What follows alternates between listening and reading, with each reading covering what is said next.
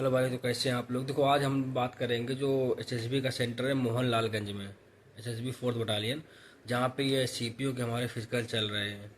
तो इसकी मैं सारी बात आपको बताऊंगा कि एंट्री से लेकर के एग्जिट तक सारा प्रोसीजर क्या है। तो वैसे तो यार वीडियो मेरा डिले हो गया है क्योंकि मेरा भी कल था, तो मैंने सोचा कि वीडियो पहले बनाने से अच्छा है। हालांकि दोस्तों ने बता दिया था तो पहले भी मैं बता सकता था, लेकिन फिर मैंने सोचा कि जब अपना देख के आएंगे तो अच्छे से बता सकते हैं, छोटी छोटी बातें है ना। तो बिना कोई टाइम वेस्ट के बहुत ही शॉर्ट में सारी चीज़ें मैं आपको बताऊंगा कि एंट्री से लेकर के एग्जिट तक हमारा प्रोसीजर क्या कैसा रहता है, ठीक है। तो अभी देखो, जैसे मैंने अमेठी में उसका एसएससी जीडी का बनाया था वीडियो, सारी चीज़ें मैंने उसमें बोली थी, तो यार बहुत से लोगों को उसको उससे फ़ायदा मिला। और यूट्यूब पे अमेठी का था भी नहीं, तो अभी इसका मोहनलालगंज का तो ऐसा है, काफ़ी वीडियो हैं, 2 4 5 वीडियो पढ़ चुके हैं, लेकिन फिर भी शायद उनमें भी कुछ कमियां रह गई या जो छोटी छोटी बातें नहीं बताई हैं। तो मैं कोशिश करूंगा कि आपको वो छोटी छोटी बातें सारी बता सकूं, क्योंकि देखो यार, मेरा फिजिकल तो क्वालिफाई हो गया है, बट मैं बहुत अच्छा फिजिकल में नहीं था। तो वही चीज़ है ना, जो कमियां लगती है ना हम लोगों को, जिसका अच्छा थोड़ा कम होता है वही वीडियो देखने आता है ना। तो वो सारी मैं इसमें चीज़ें बताने की कोशिश करूंगा। और आवाज़ का थोड़ा इशू है तो मैनेज कर लेना। तो देखो, जैसे मेरा कल था, कल क्या जो टाइमिंग लिखी, जैसे अमेठी का मैंने बोला था कि उसमें क्या हो रहा है जीडी वाले में। और अमेठी की बात मैं इसलिए करूँगा करूँगा क्योंकि दोनों बहुत से स्टूडेंट यार कॉमन मिले थे वहाँ पे भाई अपने। तो वहाँ पे अमेठी में ऐसा, जिसका वहाँ पे है जीडी वाला, उसका तो ऐसा रहेगा कि वो अपने टाइम पे एंट्री करे। कोई ग्रुप वगैरह नहीं बन रहा है कि जल्दी एंट्री कर लो जल्दी रनिंग है। लेकिन यहाँ पे क्या है, मोहनलालगंज में सीपीओ वाले में, यहाँ पे जल्दी जो लाइन में लगेगा वो पहला ग्रुप बन के जल्दी वो रेस करेगा। ये बात हो गई। तो यानी आपको कोशिश करना है कि आप 4 बजे तक वहाँ पहुँच जाएं, लाइन में लग जाएं, ऐसा हो जाएगा। चलो अब हम बात करते हैं, सीधे पॉइंट पे आते हैं, इतनी बातें हो गई। अब पॉइंट पे आते हैं कि हम लोगों को कैसे जाना है वहाँ पे। देखो, कोई भी कहीं से भी हो, उसे लखनऊ चारबाग स्टेशन आना है, ठीक है। लखनऊ जंक्शन भी है, चारबाग भी है, कहीं पे वो आ सकता है ऐशबाग ऐशबाग भी आ सकता है, लेकिन लखनऊ हम बोल सकते हैं, लखनऊ प्रॉपर आए वो। लखनऊ आने के बाद में वो लखनऊ स्टेशन से बाहर निकलेगा, बस अड्डे पे जाएगा। बस अड्डे पे उसको रायबरेली वाली बस पे बैठना है। रायबरेली की बस पे बैठकर उसको बोल देना है कि हमको मोहनलालगंज में जो ये हमारा ये सेंटर है, 4th बटालियन एसएसबी का कैंप, वहाँ पे उतारना है। अब देखो, रायबरेली के लिए जो बस जाएंगी राय, तो हाईवे पर ही हमारा सेंटर है, तो क्या वो करते हैं, बीच में ही बस को रोक देंगे। तो हम लोगों को थोड़ा ध्यान में रखना होता है। अब हाँ, रात में चाहे किसी भी टाइम हम लोग आएँ, बस हमको मिलेगी 12 बजे 1 बजे, किसी भी टाइम आओ, कोई दिक्कत का सीन नहीं। बस मिलेगी, ऑटो मिलेंगे, सब कुछ मिलेगा। बट ऑटो ऐसा है कि ऑटो हमको जैसे पहले तेलीबाग ले जाएगा, फिर मोहनलालगंज, फिर उसके बाद अपना सेंटर पे। और सेंटर की प्रॉपर लोकेशन है बिनौआ करके एक जगह पड़ती है, वहाँ पे है ना। लेकिन फिर भी चलो, बस सबसे अच्छा रहेगा, बस में एक बार बैठ लो, सीधा वो वहीं पे उतार देगा। अब जब हाईवे पे उतारेगा, हाईवे पर ही बोर्ड लगा है 4th बटालियन एसएसबी का, वहाँ से हम लोगों को हाईवे से राइट राइट साइड में मुड़ना है, हाईवे से ही 200 मीटर अंदर हमारा कैंप है। ऐसे करके हम लोग पहुँच जाएंगे और जो अपने भाई मोस्टली कानपुर से हैं यार, जो कानपुर से है तो वो अपना बाइक से या कैसे भी जा सकता है अगर जाना चाहे। ये हो गया। अब हम बात करते हैं दूसरी कि वहाँ पे रुकना कहाँ है। देखो, सेंट हाईवे पर ही हमारे सामने ढाबा है यार, 4 5 वहाँ पे ढाबा हैं, घर भी हैं। और सेंटर के अंदर जब हम लोग जाएंगे 200 मीटर, तो सेंटर के आसपास भी घर हैं। 100 100 रुपये में, 150 150 रुपये में आराम से रुकने रुकने के लिए वो लोग जगह दे देते हैं, मिल जाती है। ये कोई दिक्कत का सीन नहीं है। अब हम लोग एंट्री करेंगे अंदर गला यार बहुत ज़्यादा आज ख़राब है। तो जैसे हम लोग एंट्री हम लोग करेंगे, तो वहाँ पे हम लोगों के एडमिट कार्ड जब हम देखेंगे अपना, उसमें एक टोकन नंबर लिखा होता है। टोकन नंबर के लास्ट के 2 डिजिट या 3 डिजिट हम लोग लेंगे। जैसे मेरा 95 था, किसी का 148, 200 है, 201, ऐसा करके। तो उसके अकॉर्डिंग हम लोगों को सेम वही चेस्ट नंबर देते हैं। चेस्ट नंबर लेने के बाद हम लोग और थोड़ा आगे बढ़ते हैं, हम लोगों को वहाँ बिठाते हैं, बिठाएंगे हम लोगों को। फिर एक हमारी फाइल बनेगी, फाइल हम लोगों की बनेगी, वो फाइनल सिलेक्शन तक। फाइनल क्या, वो तो उनके पास में रिकॉर्ड की तरह हमेशा रहेगी। तो वो फाइल धीरे धीरे उसमें कई पेजेस होते हैं, वो फिर हमको बिठाते हैं, पूरा समझाते हैं, और हम लोग उसको भरना शुरू करते हैं। जो भी चीज़ें भरने की होती है, उसी में हम लोगों को जो फिजिकल हम लोगों का पास या फेल जो भी होगा, तो वो जो लास्ट में मिलेगा वो भी उसमें पेज लगे होते हैं। ऐसा हो गया। फाइल हम लोगों की बन गई, वो लोग देखते हैं। उसके बाद वहीं पे हम लोगों का वो बायोमेट्रिक होगा, आई स्कैन होगा, सब कुछ होगा। और जो हम लोग एग्जाम टाइम में जैसे एक नहीं वो एसएससी की कमीशन कॉपी को भरते हैं, सेम वही कॉपी हम लोगों को वहाँ भी मिलती है। उसका भी हम लोग भरते हैं, और उनकी फाइल में वही हमारी फाइल में सबमिट हो गई। ये होने के बाद में फिर वो 30 30 का ग्रुप बनाते हैं। 30 30 का ग्रुप बना करके हम लोगों को वहीं से बस में बिठाते हैं, और वहाँ से 100 मीटर दूर हम लोगों को ले जाते हैं। वहाँ स्टार्ट होती है रनिंग। अच्छा, अब रनिंग के पहले मैं ये बता दूं कि 300 लोगों की रिपोर्टिंग हो रही है मोहनलालगंज में एक दिन में, जिसमें से डेली का यही सीन है कि यार 50% से कम लोग ही रिपोर्ट कर रहे हैं। जैसे मेरे में कितने थे, 147 थे, अप्रॉक्स 147 या 146 ऐसे थे, 150 से कम ही थे, इतने रिपोर्ट कर रहे हैं। 30-30 के ग्रुप में 5 ग्रुप बने थे, 5 ग्रुप में से रनिंग करवा रहे हैं। अब जैसा मैंने बताया कि वहाँ ये सब बायोमेट्रिक होने के बाद फाइल उन्होंने सबमिट कर ली और हम लोगों को रनिंग के लिए बस में 30 लोगों को बिठा दिया। बिठा के वहाँ पे 5 मिनट का टाइम भी देते हैं कि जिसको जैसे सपोर्टर है, लंगोट है, या किसी को कुछ भी पहनना है या कुछ भी करना है, टॉयलेट करना है, वो कर सकता है। फिर उसके बाद हम लोग बस में बैठते हैं, बस से हम लोगों को ले जाएगा। आवाज़ देखो, मैं थोड़ा जल्दी बोल रहा हूँ क्योंकि मुझे वीडियो, ऐसा मैं कोई प्रोफेशनल तो हूँ नहीं, सिर्फ जानकारी देनी है, तो यार आप लोग सुन लो। और इतना स्पीड में भी नहीं है, सुन तो सकते ही हो, समझ जाओगे। ठीक है, तो मैनेज कर लेना थोड़ा। तो वहाँ से 30-30 लोगों में बस से हम लोगों को ले जाएंगे। 100 मीटर ही है, पैदल बस नहीं ले जाते हैं क्योंकि इधर उधर हम लोग भागे ना, ये सब ना करें, तो इसलिए बस से ले गए। वहाँ पे हम लोगों को खड़ा किया। अब देखो, ट्रैक में समझाने की कोशिश कर रहा हूँ। जहाँ से हम लोगों का गो बुलेगा 30 लोगों में से, बहुत ही चौड़ा रोड है। ये हम लोग ये बिल्कुल मत सोचना, मेरे दिमाग में आता था कि यार ऐसा तो नहीं है कि आर्मी की तरह बहुत लोगों को दौड़ाएंगे और एक दूसरे में गिर ना जाए, ऐसा कुछ नहीं है। चौड़ी रोड है, 30 लोगों में कुछ नहीं होता है। ठीक है, आराम से जगह बन जाती है। अब समझो, देखो 800 जाना है, 800 आना है। 800 का मैं आपको बताता हूँ कि ट्रैक कैसा है। सामने हम लोग लगभग 250 मीटर जाएंगे। ठीक है, 250 बिल्कुल सीधा, 250 हो सकता है या थोड़ा उससे कम ज़्यादा, बट 250 मान लेते हैं। 250 बिल्कुल हम लोगों को सामने जाना है। उसके बाद में हम लोगों को लेफ्ट टर्न लेना है। लेफ्ट टर्न होगा हमारे 100 मीटर, 100 से 150 मान लो, 100 से। और ये जो मैं जितने भी मोड़ है, जैसे कि मुझे लेफ्ट लेना है तो लेफ्ट बिल्कुल वो 180 डिग्री पे है। ठीक है, बिल्कुल अचानक से 180 डिग्री पे है। तो कोशिश करना जब जा रहे हो, जिसका टाइमिंग का थोड़ा इशू हो, तो बिल्कुल कॉर्नर से, किनारे से हम लोग घूम लो, ऐसा नहीं किसी काटते हुए कोने पे घूमो। ठीक है, तो 250 बिल्कुल सीधे जाना है। उसके बाद 100 से 150 मीटर हम लोगों को लेफ्ट साइड मुड़ना है और बिल्कुल 180 डिग्री पे मुड़ गए। उसके बाद 100 या 150 मीटर के बाद फिर से हम लोगों को राइट साइड मुड़ना है, बिल्कुल 180 डिग्री पे मुड़ गए। उसके बाद फिर हमको मुड़ना है राइट साइड, और राइट साइड मुड़ के सामने जितना फिर बचता है, 150 मीटर, 200 मीटर, वहां से हम लोगों का 800 कंप्लीट। ये रूट हो गया। मतलब पहले सामने, उसके बाद लेफ्ट, फिर उसके बाद राइट, फिर उसके बाद राइट। समझ गए ना।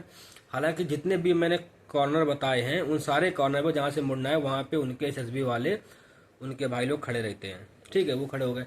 अब 800 जाना, 800 वापस आ जाना।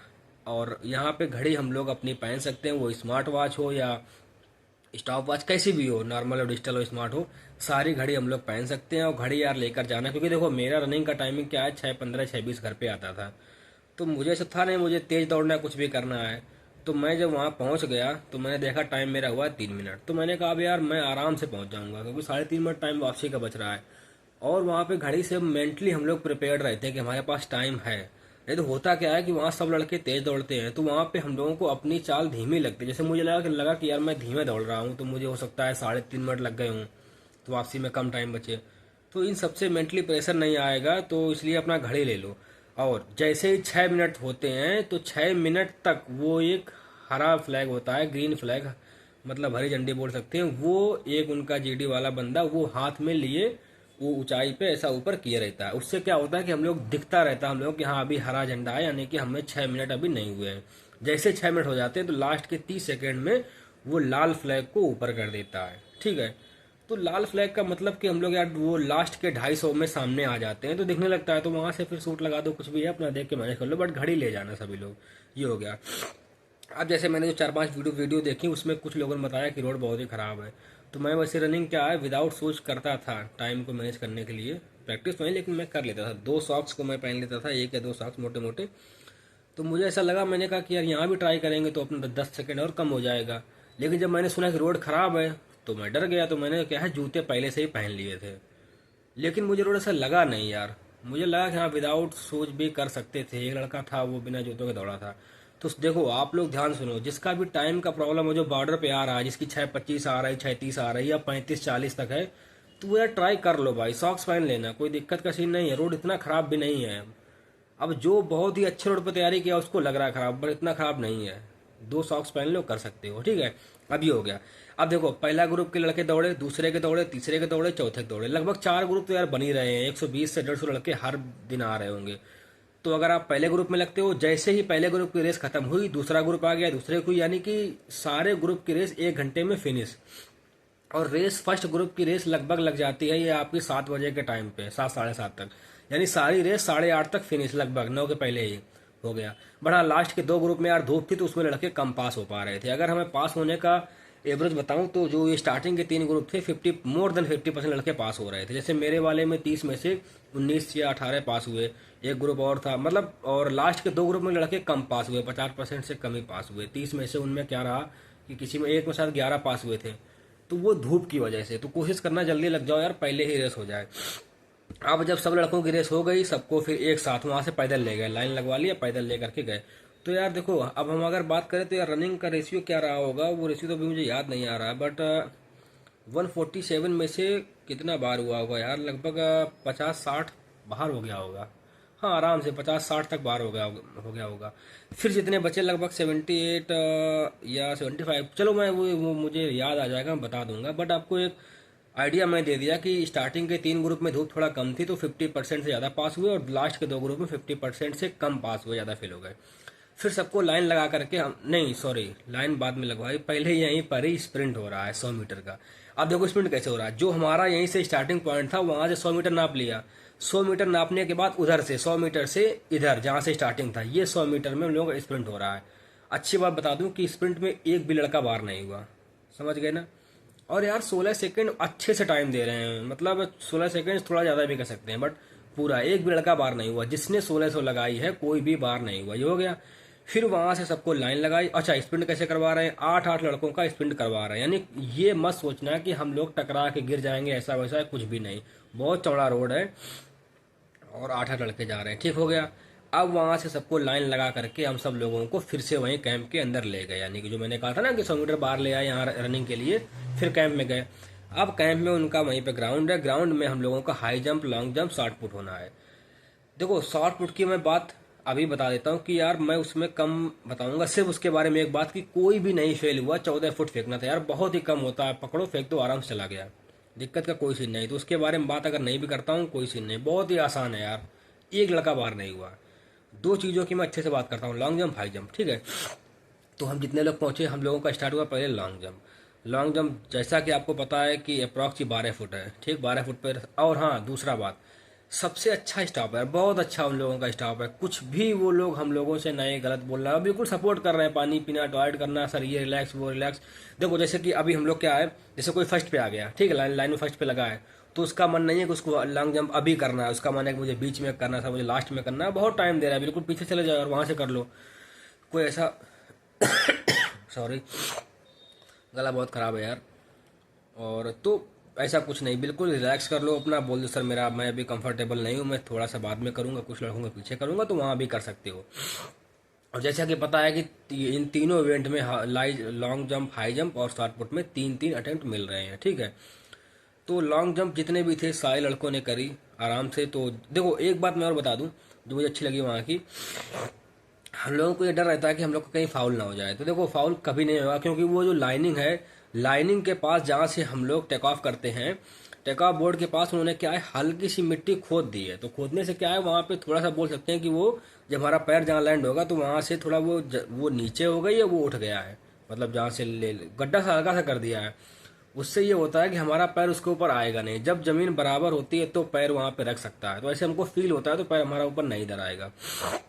12 फुट है, ज़्यादा प्रेशर नहीं लेना है कि 15 फुट, 16 फुट, 17 फुट में मार दूं।